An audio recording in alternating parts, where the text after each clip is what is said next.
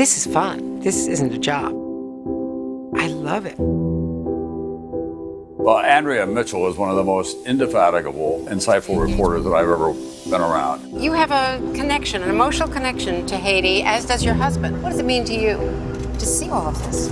Andrea is as dedicated of a reporter as I know. A lot of people are now wondering whether the government here was so anxious for this experiment to succeed that they were willing to overlook what was happening here. And when I close my eyes and think of NBC News, I think of her face instantly. She's one of our constants. She's one of our North Stars. The U.S. is on a worldwide alert as officials guard against another attack by bin Laden, this time in retaliation. Unless Saddam Hussein backs down, he will be hit, and soon. She views the world with great curiosity and always is looking for a news story. You know, it was not easy for Andrea or any women of her generation when they first came up. Andrea earned her way by just morning, noon, and night being there and taking not the primary jobs, whatever job was available to her. If the FDA did decide to ban nitrites from food, Food and Drug officials predict that Congress would intervene. She is a real pioneer.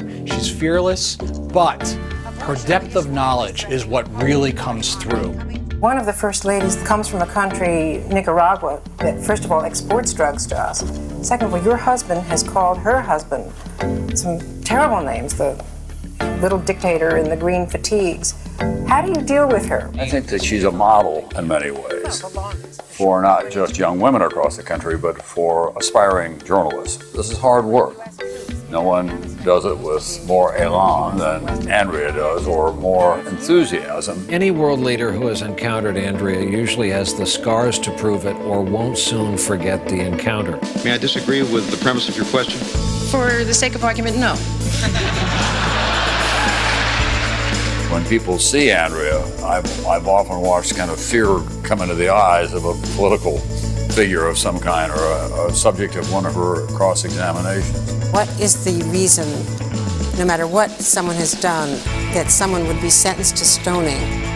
Can you explain that for us? I wouldn't want to look up at television and see Andrea knowing that I had to compete against her or that she was playing for another team. Do you think that the issue of this child will become a permanent obstacle between our two countries? But she's tenacious. If there's a battle, I'm going to side with Andrea Mitchell because she's going to win. You had a rough session with House Democrats. Very different. They say you sold them out. You sat down with Mitch McConnell, you went in a back room, you cut a deal with the Republicans. Hey, look, she's going to be tough, but she's going to be fair, and I think the people who she covers completely understand that. Do you think that you and George Bush have left America not only stronger militarily, but with a better reputation abroad? Mr. President, you seem to be having some difficulty with the Pentagon. When I was producing Nightly News, we all knew that Andrea craved airtime. She loves it. She likes to be on as much as anybody.